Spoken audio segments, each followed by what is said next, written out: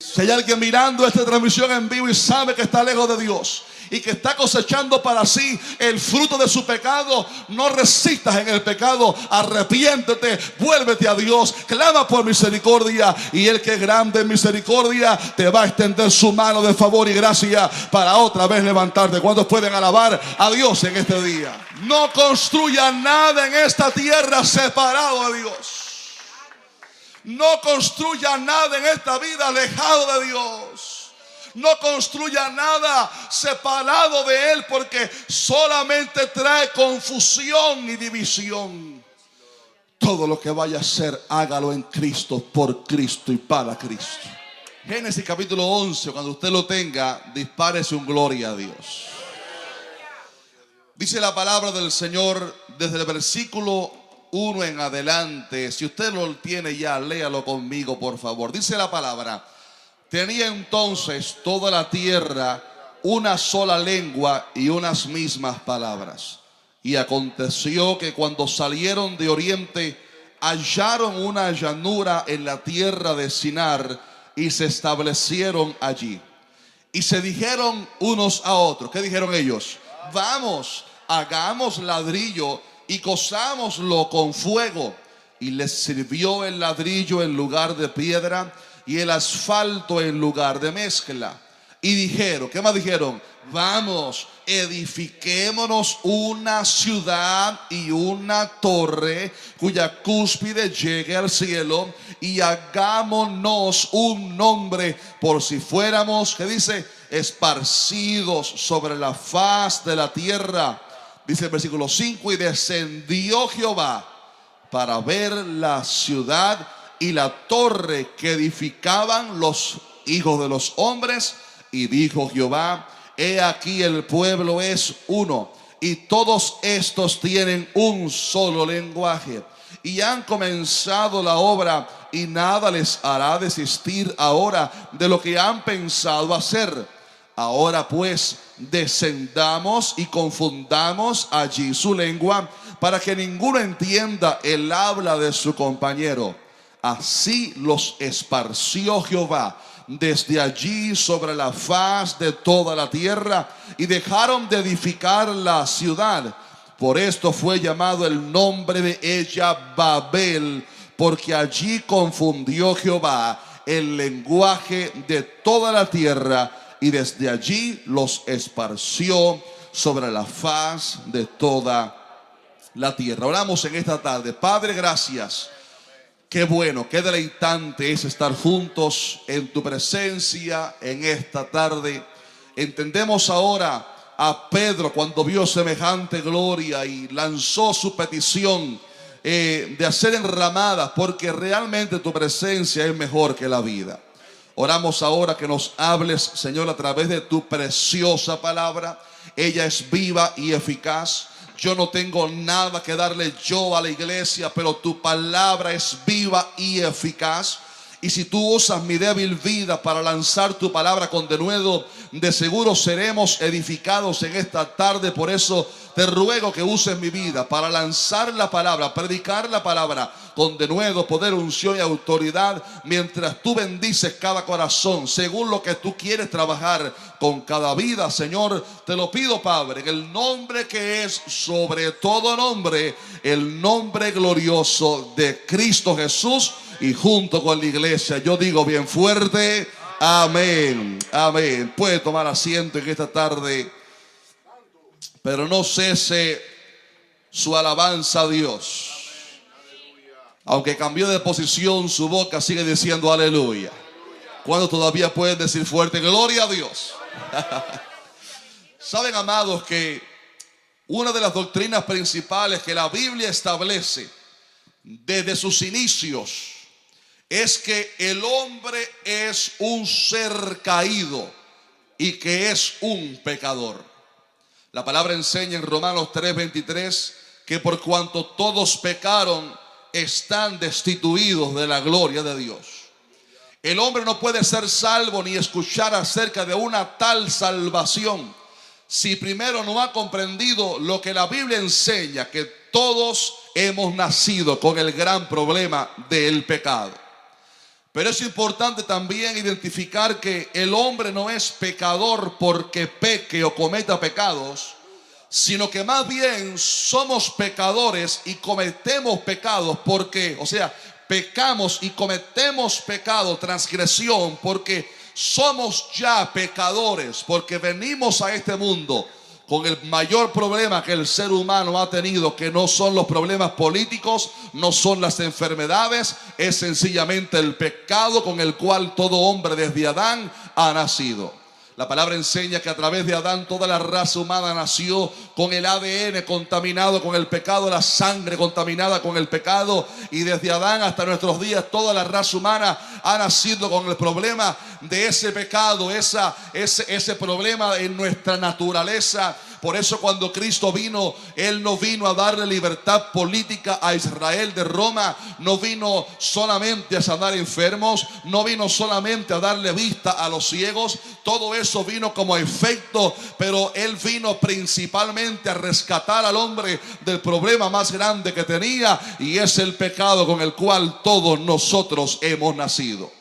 Y la razón por la cual digo esto es porque al leer el contexto de este pasaje, vemos que no importa cuánta gracia, benevolencia, cuánta misericordia y grandeza de Dios el hombre pueda ver fuera de sí, si no arregla el problema que tiene dentro de su corazón, no puede ser regenerado, no puede ser cambiado. E insisto, el contexto de este pasaje nos lo revela. Moisés, que creemos que fue el escritor, aquel hombre usado por Dios para escribir el libro de Génesis tan importante, unos capítulos atrás del pasaje que leímos hoy, nos había narrado cómo fue el primer juicio que Dios derramó sobre la tierra, el cual lo conocemos como el diluvio. La palabra enseña que la generación, la creación de Dios, la raza humana que Dios había creado, los descendientes de Adán, se habían corrompido tanto en su pecado que dice la Biblia que vio Jehová que la maldad de los hombres era mucha en la tierra y que todo designio de los pensamientos del corazón de ellos era de continuo solamente el mal. Qué triste para Dios ver que lo que Él había formado, lo que Él había creado, aquello en lo cual Él había soplado aliento de vida después de formar al hombre del polvo de la tierra, se había desviado de su creador, se había desviado del Dios que le dio la vida. Y el hombre se había pervertido a tal nivel que la Biblia dice, uno de los versículos más tristes de toda la Biblia, que se arrepintió Jehová de haber hecho hombre en la tierra, y dice que le dolió en su corazón, y entonces Dios dictó sentencia y dijo: raeré de sobre la faz de la tierra a los hombres que he creado, desde el hombre hasta la bestia y hasta el reptil y las aves del cielo, pues me arrepiento de haberlos hecho. Qué pasaje tan triste, que el Dios creador de todo, aquel que había dicho al final de su obra es bueno, dice la Biblia que Él dijo es bueno en gran manera, vio la humanidad que Él había creado para señorear sobre toda la tierra, y se había pervertido a tal nivel que Dios no solamente se dolió en su corazón, sino que también determinó destruir toda aquella creación que Él había hecho. Sin embargo, la Biblia dice: pero Noé halló gracia ante los ojos de Jehová. ¿Cuántos pueden alabar a Dios por eso en este día? Noé halló gracia ante los ojos de Jehová. Y sabes que la razón por la cual ese versículo es tan importante y trascendental es que aunque Dios no tenía que salvar a nadie, aunque Dios no tenía que salvar a Noé y a su familia, aún así Dios en su misericordia tuvo el favor para con Noé y salvó a Noé, a su esposa, a sus 3 hijos y a sus 3 nueras, para así extenderle su misericordia y reservarse un remanente. Porque si algo me enseña a mí la Biblia, y que algo Dios le enseñó al profeta Elías, es que Dios siempre tiene un remanente. ¿Dónde está el remanente de Dios en esta mañana? Aleluya. Aquel remanente fiel, salvado por gracia, aquel remanente que vive fiel a Dios. Y Dios tuvo misericordia de darle guianza a Noé para construir un arca, para que cuando descendiera el diluvio, él, su esposa, sus 3 hijos y 3 nueras fueran salvos de aquel juicio celestial, aquel juicio divino sobre la raza humana. En los siguientes capítulos vemos cómo Noé y su familia, luego de un tiempo, pudieron salir del arca a sacrificar holocaustos al Señor en agradecimiento y adoración al Dios que los había salvado. Pero las siguientes generaciones que fueron saliendo de Noé y sus 3 hijos comenzaron también a pervertirse. Y por eso dije que no importa cuánto el hombre vea a su alrededor, el problema del hombre radica en lo más profundo de sí, en su corazón.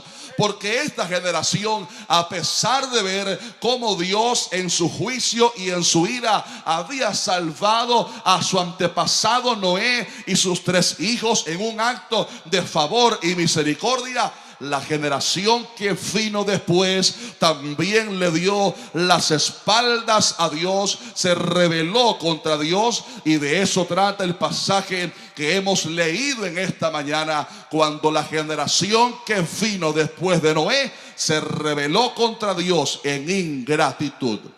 Hay algunos detalles que este pasaje enseña que quiero estudiarlos brevemente con ustedes en esta mañana o en esta tarde. Y lo primero que quiero mirar con ustedes en el pasaje es la razón por la cual Dios se airó, se irritó tanto contra aquel plan que tenían estas personas. O sea, cuáles pecados cometieron estas personas que se nos narra en el capítulo 11, que hizo caer o descender la ira de Dios sobre ellos. En primer lugar, esta gente pecaron de intentar independizarse de Dios. ¿Por qué razón digo esto? Porque cuando leemos en los versículos 3 y 4 vemos que el plan que ellos se habían propuesto estaba ausente totalmente de la persona de Dios. En el versículo 3 ellos dijeron: vamos, hagamos ladrillo y cozámoslo con fuego. Puede subrayarlo en su Biblia si la tiene ahí. Luego en el versículo 4 también dijeron: edifiquémonos una ciudad y una torre. Y cuando usted ve las palabras de ellos, ve el humanismo en sus palabras, hablando ellos sobre hacer ellos por ellos, en sus medios y para ellos. Dijeron: vamos a hacernos ladrillo, vamos a edificarnos nosotros y para nosotros una ciudad y una torre. Y note que la palabra Dios no aparece en su diálogo, porque lo que ellos querían hacer era independizarse completamente de su creador, del que les había dado la vida y de aquel que les había preservado la vida a ellos también, al haber salvado a Noé y a su familia. Y aquí vemos una de las primeras veces en la historia donde aparece el humanismo, el hombre intentando independizarse de su creador. Yo recuerdo hace años atrás, cuando estudiaba aquí en Miami, en la universidad, que una de las asignaturas que me tocó tomar por obligación fue la filosofía. Y qué difícil para un cristiano, un joven educado en el camino del Señor, tener que sentarse 1 hora y media a escuchar la plática de un profesor ateo, enseñando toda la diversidad de filosofías que van en contra de Dios, como el materialismo, distintas cosas. Pero también una de las clases trató sobre el humanismo, y se trata de una filosofía que enfatiza la autonomía, libertad y capacidad del hombre independientemente de Dios. El humanismo es resaltar la figura humana, el poder humano. Fue lo que hizo Nabucodonosor. Él dijo: no es esta la gran Babilonia que yo he edificado, no es esta la gran ciudad que yo he creado. El humanismo resalta al hombre y hace que el hombre se levante por encima de Dios y se sienta independiente de Dios. Según la historia, según la filosofía, este movimiento filosófico comenzó en Europa cerca de los años entre 1400 y 1600. Pero la gran verdad es que, según la Biblia, el humanismo comenzó mucho antes, cuando la serpiente con su astucia engañó a Eva y le hizo una propuesta cuando le dijo: el día que comas del fruto de este árbol, no solamente vuestros ojos serán abiertos, sino que ustedes van a ser como Dios. Hasta ese momento el hombre creado por Dios era guiado directamente por él. Qué grande era que Dios mismo se paseaba, mi hermano, por el huerto del Edén, y el hombre podía hablar con Dios. Había comunión, había paz, había guianza. Dios guiaba a Adán y a Eva, pero Satanás vino con una propuesta para que el hombre se independizara de Dios, y la serpiente le dijo: come del fruto porque van a ser ustedes como Dios. En el pasaje que hemos leído hoy acerca de la Torre de Babel, vemos al hombre infectado con ese pensamiento, infectado con la mordida de la serpiente, la mordida del pecado con el cual, insisto, todo hombre ha nacido, intentando hacer aquello que la serpiente le había propuesto, intentando independizarse de Dios, intentando hacer una torre para independizarse de Dios, y a Dios no lo tenían en cuenta. Pero la Biblia enseña que separados de Dios nada podemos hacer. La Biblia enseña que fuimos creados para tener comunión con Dios. La Biblia enseña que fuimos diseñados para depender totalmente de Dios. De hecho, la palabra hombre en el griego significa textualmente el que mira hacia arriba. Porque el hombre no fue creado para ser independiente de Dios. El hombre fue creado para ser dependiente de Dios. Oír la voz de Dios, dejarse guiar por Dios, caminar según lo que Dios le indique. ¿Cuántos pueden alabar a Dios por eso en este día? Caminar siendo guiados por Dios, dependiendo constantemente de Dios. Pero esta generación quiso, en primer lugar, independizarse completamente de Dios. Mi hermano querido, intentar caminar en nuestros caminos es un fracaso asegurado. Una vez Dios le dijo a Israel: Israel, me dejaste a mí, Israel me dejó a mí, dijo Dios, fuente de agua viva, y cavaron para sí cisternas rotas que no retienen agua. ¿Ha visto usted sistemas políticos que niegan a Dios? ¿Ha visto usted sistemas políticos, se recuerda, que niegan a Dios y que se hacen independientes de Dios? Tengo un tío, no voy a decir dónde vive, pero que le escribió una carta al presidente de su país para decirle: estamos orando por usted ahora que está en mando. Y aquel presidente humanista y diabólico respondió diciendo: gracias por las oraciones de la iglesia, pero no necesitamos la ayuda de Dios. Y cuando vemos la historia, cómo está ese país, que omito su nombre, cómo está el contexto de ese país, lo que vemos es el resultado de una nación que se intentó independizar de Dios. Y déjeme decirle, el éxito de la vida cristiana está en depender totalmente de Dios. Aleluya. Por esto las naciones sabias con presidentes sabios aprenden a depender de Dios, aprenden a agradecer a Dios, aprenden a gobernar según lo que la palabra enseña. Pero aún nosotros como cristianos hemos sido llamados a cuidarnos de nunca independizarnos de Dios. Digo esto porque hay creyentes que viven su vida independientes a Dios. Recibieron la salvación, pero no tienen relación con Dios. Recibieron el regalo de gracia, pero no tienen comunión con Dios. Recibieron la salvación, pero no hablan con Dios. No le consultan a Dios sus planes. No le piden a Dios por su guianza. Y Cristo dijo una vez: permaneced en mí y yo en vosotros, porque separados de mí nada podéis hacer. Mi estimado hermano, la independencia de Dios es un pensamiento satánico y diabólico, pero el modelo bíblico es que cada día tenemos que aprender a depender más de Dios. Cada día tenemos que aprender a ser más dependientes de Él. Como el mismo Pablo, que había conquistado tanto, pero dijo: no yo, sino la gracia de Dios a través de mí. Aleluya. No yo, sino el poder de su fuerza. Aprendiendo a depender de Dios, porque usted depende de Dios, usted tiene un final de éxito garantizado. Aleluya. Un final de victoria, porque usted depende de Dios, y los que son guiados por Dios, estos son hijos de Dios. ¿Cuántos pueden darle un fuerte aplauso a Dios si usted cree y recibe esta palabra? Así que número uno, ellos intentaron independizarse de Dios. El segundo pecado de ellos es que intentaron, y digo intentaron porque es imposible hacerlo, intentaron desafiar a Dios. El versículo 4 dice que ellos dijeron: vamos, edifiquémonos una ciudad. Oiga esto, ¿cuál era su plan?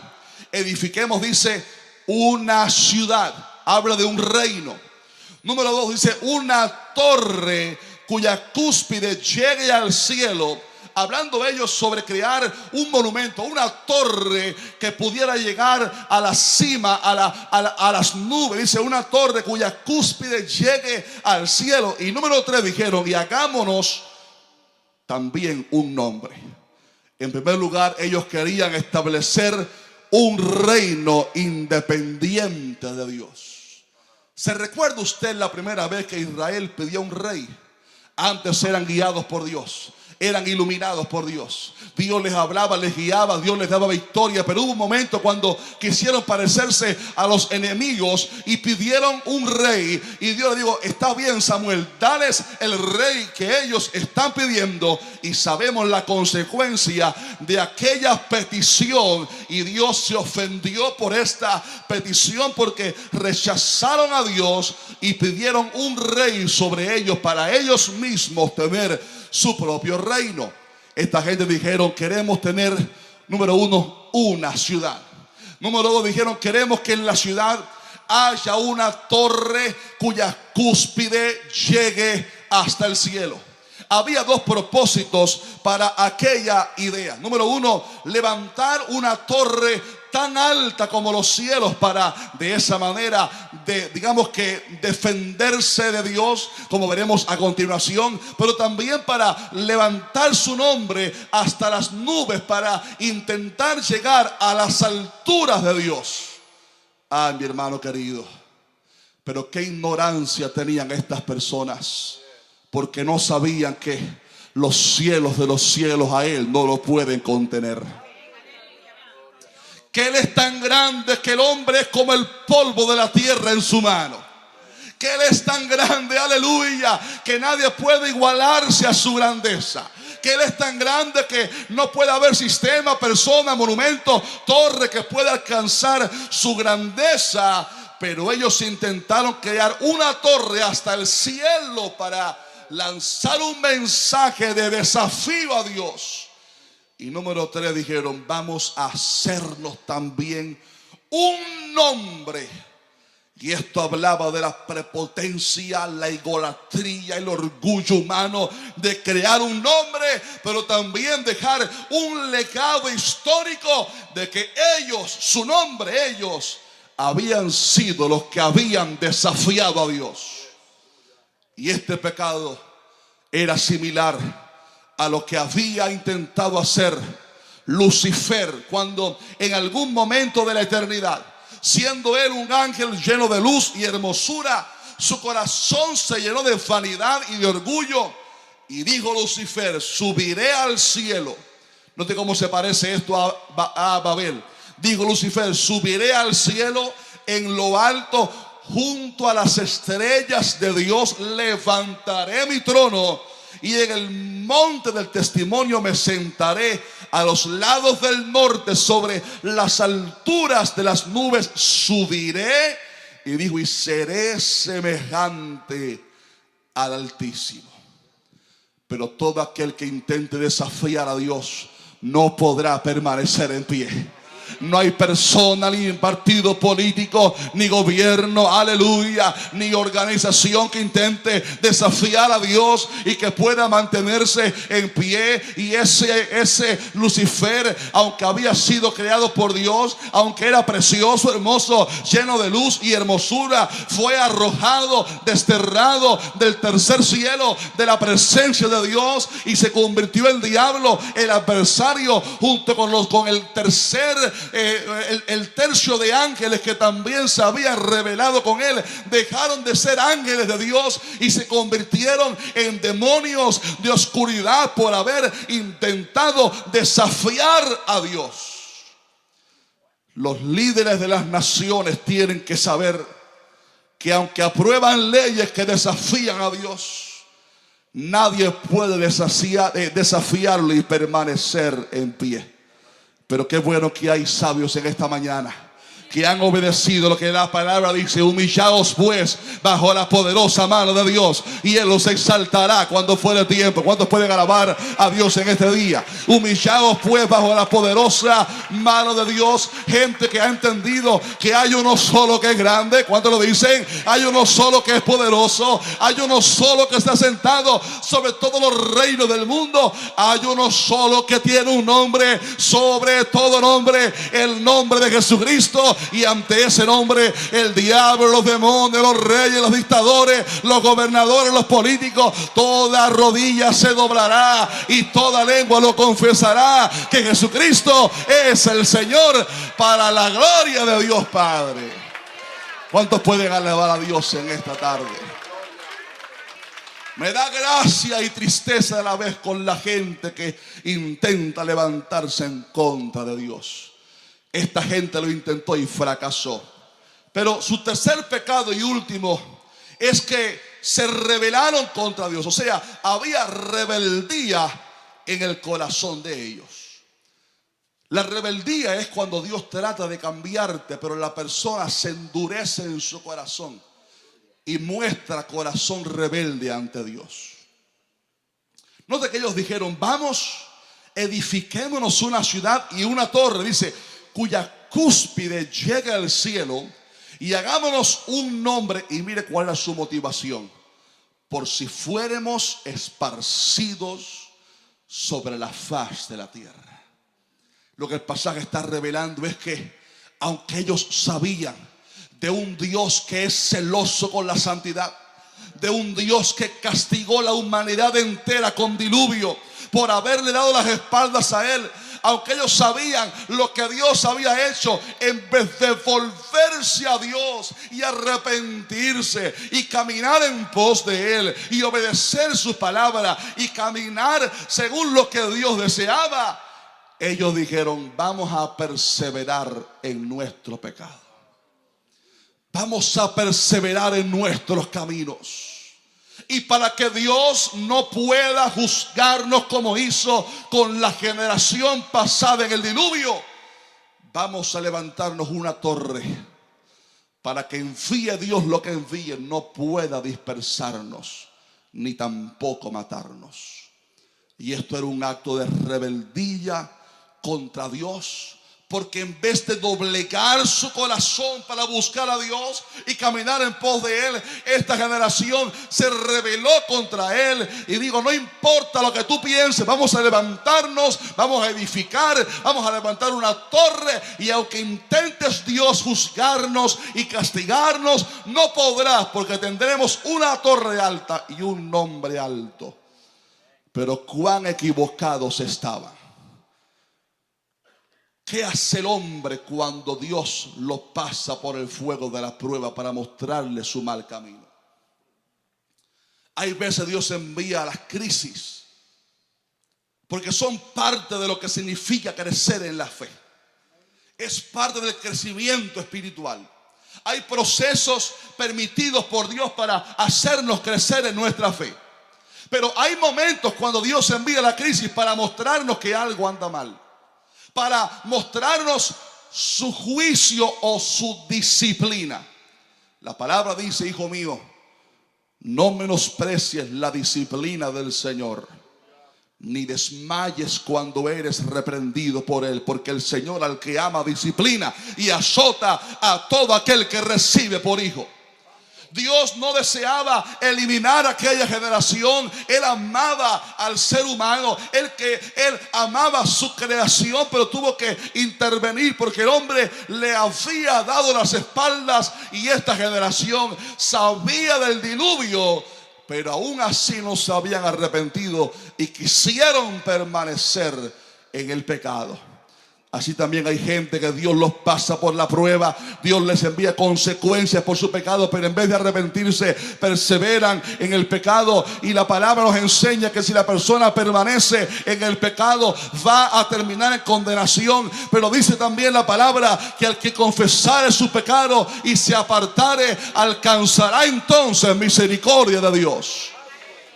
Si hay alguien mirando esta transmisión en vivo y sabe que está lejos de Dios y que está cosechando para sí el fruto de su pecado, no resistas en el pecado, arrepiéntete, vuélvete a Dios, clama por misericordia, y el que es grande en misericordia te va a extender su mano de favor y gracia para otra vez levantarte. ¿Cuántos pueden alabar a Dios en este día? Esos fueron los pecados de esta generación. Y dice la palabra en el versículo 5, entonces se nos narra cuando Dios intervino en esa generación. Dice la palabra en el versículo 5: y descendió Jehová para ver la ciudad y la torre que edificaban los hijos de los hombres. Note que ya habían comenzado el trabajo. Note que ya habían adelantado el trabajo. Note que ya habían progresado en su plan. Y Dios todavía no los había estorbado. ¿Sabe usted qué es esto? Misericordia de Dios. La palabra en Romanos, el apóstol Pablo, inspirado por el Espíritu Santo, dice: hombre impío, ¿no te das cuenta que su gracia te conduce al arrepentimiento? Pero por tu corazón endurecido atesoras para ti ira en el día del castigo.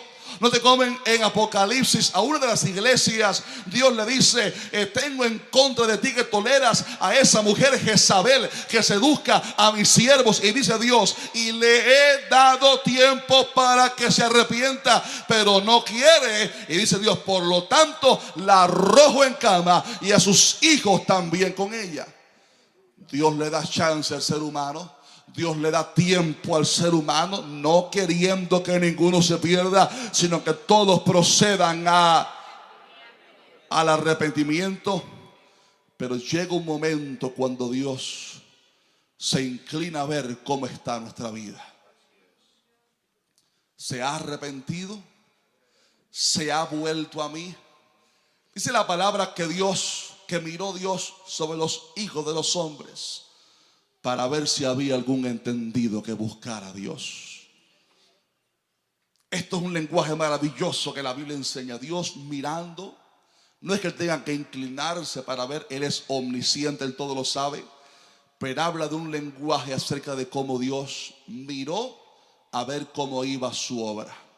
Habían desistido o habían permanecido obstinados en su pecado. Y Jehová miró la torre y dice: han continuado y no van a desistir. Y entonces dice el versículo 7 que Jehová dijo, oiga esto: ahora pues descendamos. Aquí hablando una vez más el Dios Elohim, el Dios plural, el Dios trino, que en el principio dijo: hagamos al hombre conforme a nuestra imagen y conforme a nuestra semejanza. El Padre, el Hijo y el Espíritu Santo hablando entre sí, y dijeron: descendamos y confundamos allí su lengua. Y esta palabra que dijo Dios, descendamos, habla de algo que la Biblia enseña, y es cuando Dios se para de su trono para actuar y dictar sentencia. Él está sentado en su trono. Él está sentado en el trono y nadie lo puede mover. Hay un himno muy antiguo que dice: resucitó, resucitó, no hay enemigo, como dice, y ya no hay nada que lo pueda vencer. no hay enemigo que lo pueda destruir. O sea, Él está sentado y de ahí nadie lo puede mover. Pero cuando Dios se para de su trono, abróchese los cinturones, que Dios va a dictar sentencia.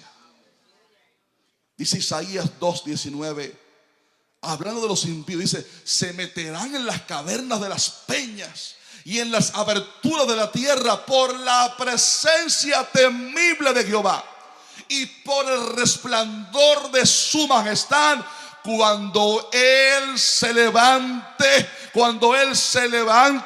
para castigar la tierra. Cuando Dios se para de su trono es para dictar sentencia. Dice la Biblia que en Apocalipsis llegará un momento en la gran tribulación cuando habrá silencio en el cielo por media hora, porque Dios se habrá parado de su trono para dictar sentencia. Y descendió Dios, y aquí vino la sentencia. Dios hizo dos cosas. Primero, trajo confusión. Dice Dios: descendamos y confundamos sus lenguas. Por esto hay distintos idiomas hoy en día. Estaban todos, doctor, preparando los ladrillos, y de pronto uno le dice al otro: pásame 5 ladrillos. Y lo que el otro escuchó fue: dijo, ¿cómo? Que Jimayi Pima Shima Joma. ¿Qué fue lo que dijo este? Y no lo entendieron. Y el otro empezó a hablar por allá francés. Bonjour, bonsoir, ¿cómo ça va? Ça va bien, merci beaucoup. ¿Cómo tú t'appelles? Yo me appelle Jaciel. Y dice: ¿y este que está hablando? Y el otro empezó por allá también a hablar cubano, que también es un idioma distinto que el español. El otro: oye, chico, que pásame el ladrillo. Oye, que no te entiendo, hombre. Y hubo confusión. Primera vez en la historia que no hablaban un solo idioma. Y allí no había Google Translator, allí no había inteligencia artificial, allí no había nada de que dile que tengo hambre. Nada de aquello. Dios trajo confusión. ¿Sabe usted por qué? Porque la confusión es uno de los efectos del pecado y de darle las espaldas a Dios. Dijo Dios en Jeremías 7:19: me provocarán ellos a ira, dice Jehová. Y pregunta a Dios mismo, dice: ¿no obran más bien ellos mismos para su propia confusión? Por esto el que está alejado de Dios, usted lo mira y camina en oscuridad, camina en confusión. La gente religiosa, dijo Pablo, palpando a ciegas, caminan en confusión, pero no llegan a Dios. Y que si San Lázaro, si la Virgen María, que si fulanita, y que Sancho Panza, que por favor Sancho Panza decide por nosotros, y que fulano y tal, y caminan en confusión, en oscuridad, porque caminar lejos de la palabra de Dios trae confusión. Y Dios trajo confusión, pero también Dios los esparció por toda la tierra. Con razón Jesucristo dijo: cualquiera pues que edifique, va a edificar una casa. Lo voy a comparar con un hombre. Cualquiera que escucha mis palabras y no las hace, le compara a un hombre que edificó su casa sobre arena. Y vinieron las tormentas, los ríos, y dieron con ímpetu contra la casa y cayó. Pero cualquiera que oye mis palabras, dijo Cristo, lo compararé a un hombre que edificó su casa sobre la roca. Y venga lo que venga, no te va a destruir el diablo, porque estás sobre la roca. Venga lo que venga, no te va a poder destruir el diablo, porque estás parado sobre una roca inconmovible, firme, aleluya, que es Cristo Jesús. ¿Cuántos pueden alabar a Dios conmigo en este día? Su mejor aplauso a Dios. No construya nada en esta tierra separado de Dios. No construya nada en esta vida alejado de Dios. No construya nada separado de Él, porque solamente trae confusión y división. Todo lo que vaya a hacer, hágalo en Cristo, por Cristo y para Cristo. Esta es la historia de Babel. Pero cuando leemos la Biblia a través de sus páginas, vemos el mismo espíritu de Babel manifestándose en diversos tiempos. Babel es Babilonia. Donde mismo estaba Babel, se levantó Nabucodonosor con el mismo espíritu de Babel, diciendo: no es esta la gran Babilonia que yo he edificado.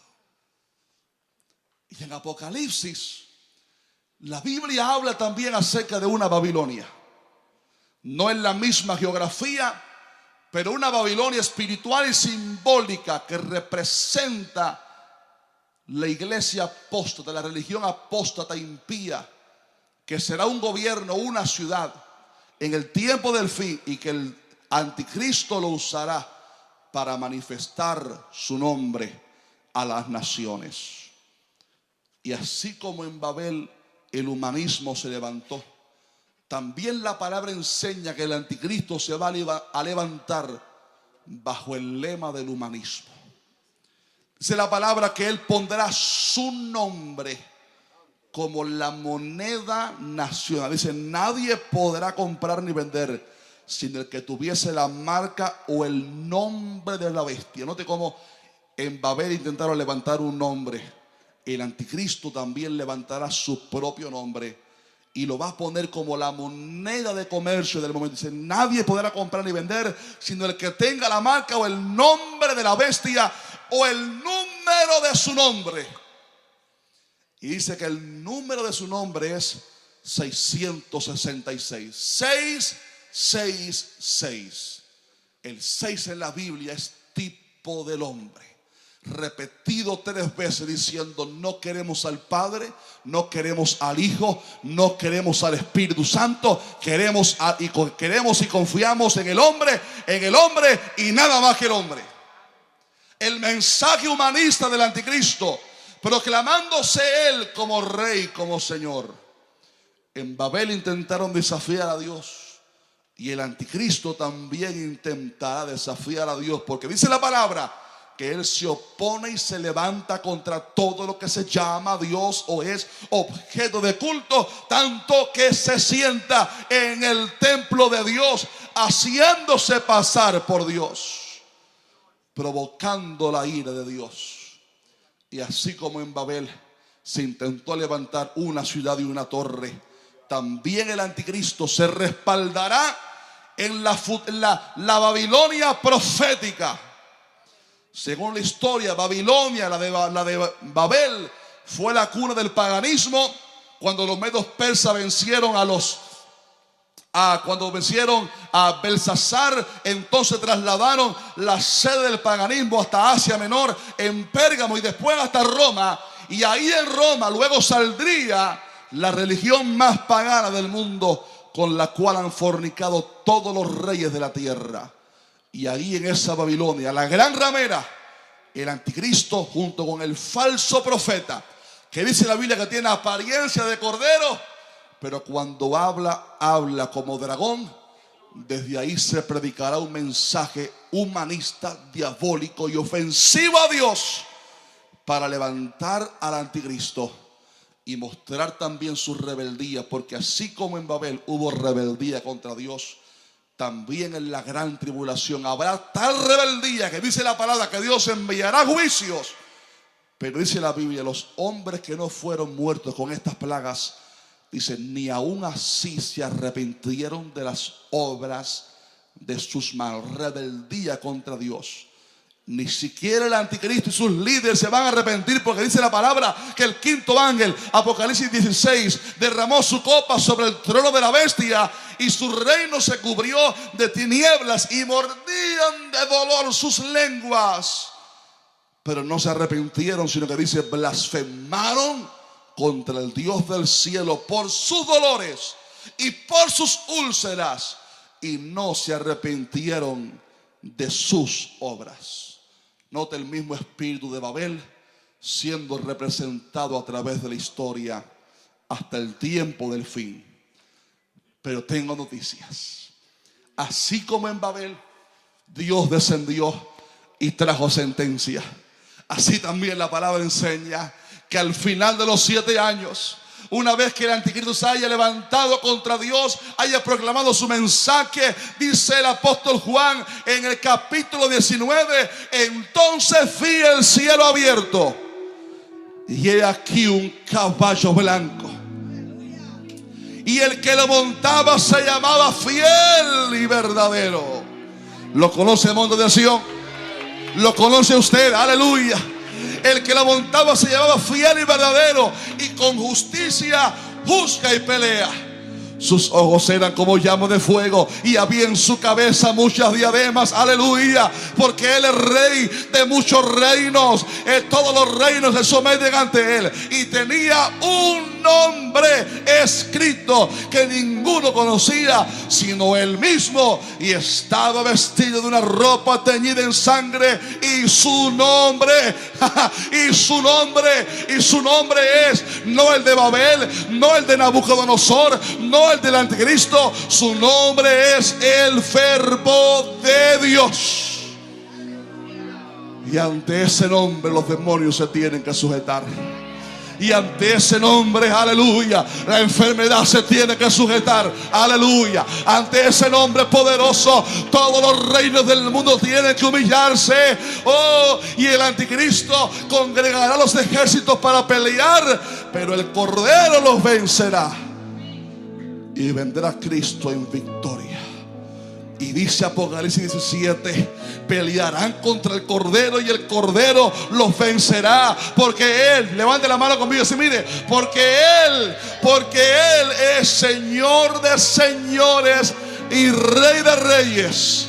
Y los que están con Él, y los que están con Él, dígase, mire, y los que están con Él son llamados elegidos y fieles.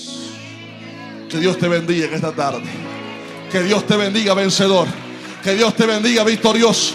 Aquellos que tienen a Cristo, aquellos que exaltan a Cristo, aquellos que tienen el nombre de Cristo, aquellos que han puesto la confianza en Cristo, aquellos que levantan no su nombre, sino el nombre de Cristo. Aleluya. Levante las manos y adora a Cristo, por favor. Sobre todo, yes. Come on. Tu nombre, everybody, come on. Tu nombre es más alto, su tu nombre es más grande, yes. Tu nombre sobre todo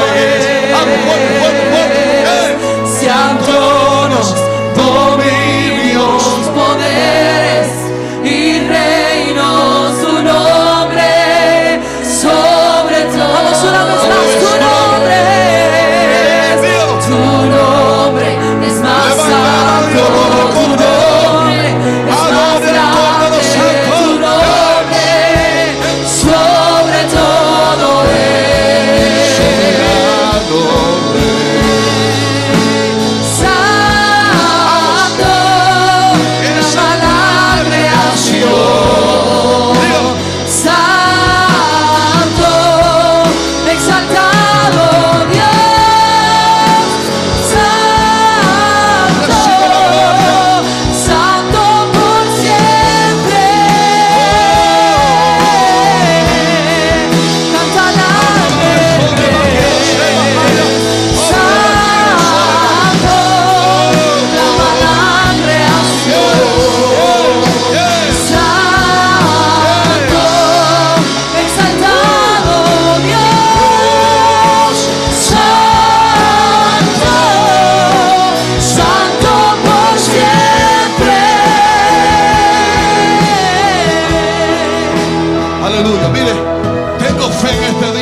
Creer que Dios va a obrar a tu favor.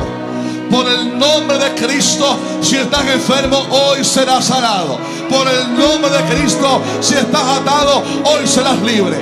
Invito a que vengas al frente corriendo en esta tarde. Aleluya. Te quedan 10 minutos. Ven al frente en este día por tu problema, por tu necesidad. necesidad, sea lo que sea, ven al frente en este día. Dios va a obrar a tu favor. Cristo Jesús te va a dar la victoria. Cristo va a romper las cadenas. Ven por un familiar, ven por un amigo. Hoy Dios se va a levantar a tu favor. Hoy Dios, aleluya, va a levantarse contra tus enemigos. Hoy se abren las puertas, hoy se rompen cadenas. Aleluya. Pastores presentes, ayúdenme orando, por favor. Los pastores presentes, ayúdenme orando por la congregación. Ven en la fe, en el nombre de Cristo. Es más grande, tu nombre sobre todo es. Sean tronos, dominios, poderes y reinos, tu nombre sobre todo es. Cantan ángeles, santo, clama la creación.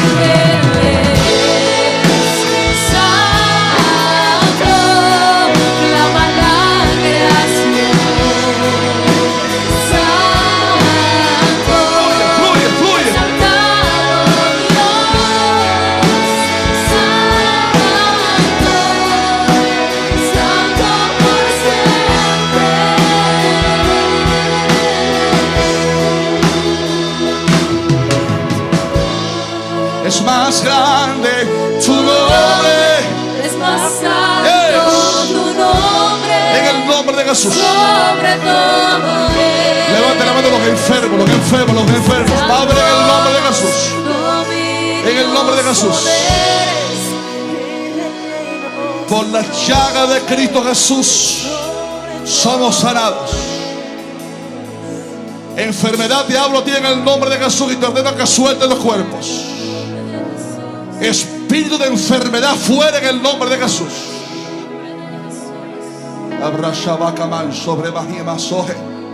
En el nombre de Jesús. Se seca el cáncer. Se seca la enfermedad. No te sobrevendrá mal ni plaga tocará tu morada. En el nombre de Jesús. Cuerpos enfermos reciban sanidad.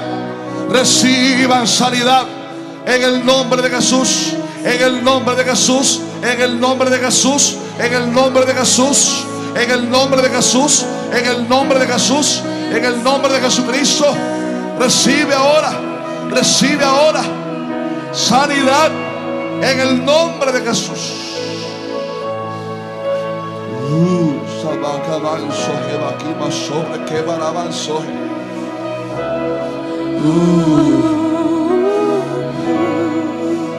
Algo está pasando. Los cielos se están abriendo, ángeles están cantando y los demonios están huyendo. No hay enfermedad, no hay cautividad. ¿Dónde está el Espíritu de Dios? Allí hay libertad.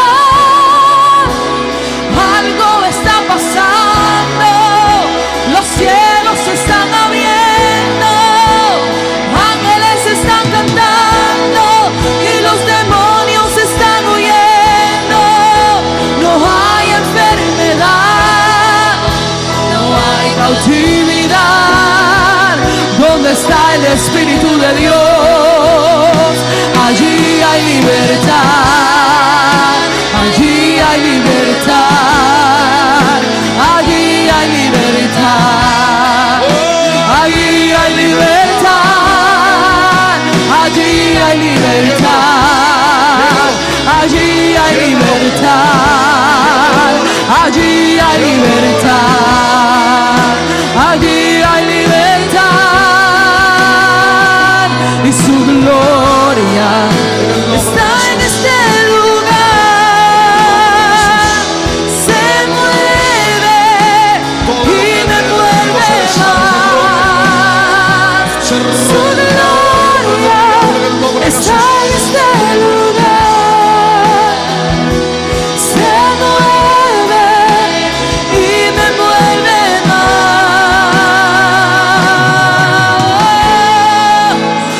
Algo está pasando, los cielos se están abriendo, ángeles están cantando y los demonios están huyendo. No hay enfermedad, no hay cautividad. ¿Dónde está el Espíritu de Dios? Aquí hay libertad, libertad. Aquí hay libertad, aquí hay libertad, aquí hay libertad, aquí hay libertad, aquí hay libertad, aquí hay libertad. Se rompen los cielos y cae su gloria, se rompen los cielos y cae su gloria, se rompen los cielos y cae su gloria. Se rompen los cielos y cae su gloria, se rompen los cielos y cae su gloria, se rompen los cielos y cae su gloria, cae su gloria, cae su gloria.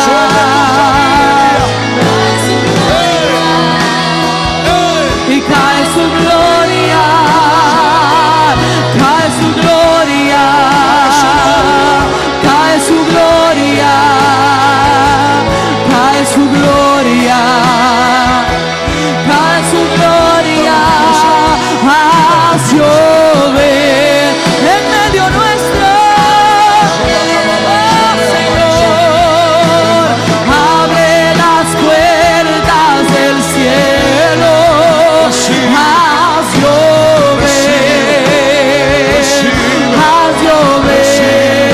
haz llover, abre las puertas del cielo.